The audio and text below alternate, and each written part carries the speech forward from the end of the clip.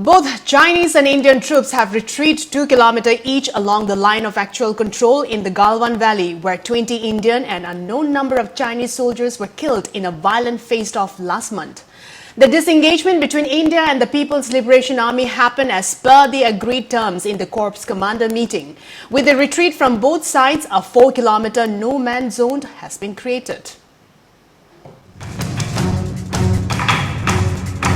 India will adopt a cautious approach with reference to the withdrawal by China's People's Liberation Army soldier who had set off the standoff at 4 locations in eastern Ladakh's Galwan Valley and the Pangong Lake.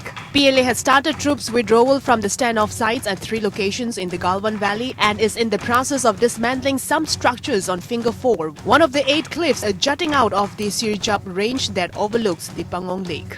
The troops' pullback till Monday evening was thinner and slower at Finger 4 than the other locations, said an Indian military commander. We need to keep track of the movement at the Pangong So to arrive at any firm conclusion, he said.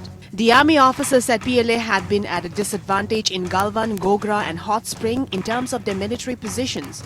In Pangong So, however, the situation favored the Chinese since they had built a road up to Finger 4, he said. Officials said the disengagement process was likely to be a gradual and calibrated process by both sides, with each point being negotiated by the military commanders on the ground.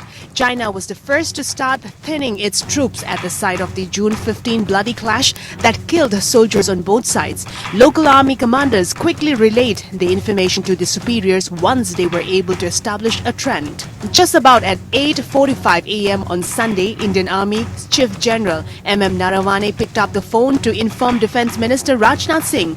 Diplomats from the two countries touched base, and by evening they had fixed a quick video conference between National Security Advisor Ajit Doval and China's Foreign Minister Wang Yi. The conversation went on for about 2 hours. There were disagreements on who was to blame for the standoff and the June 15 violence, but they had arrived at agreements on many points.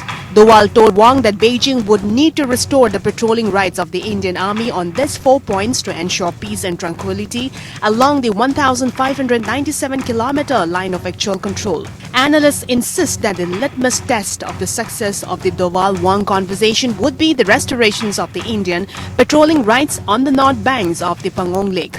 Indian officials said the military build-up in the depth areas on both sides of the LAC would continue till the situation at the standoff points did not settle down.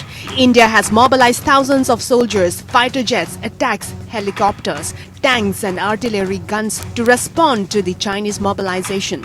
It was during this disengagement process that violence broke out in June 15, the worst clash between soldiers of the two countries in 45 years.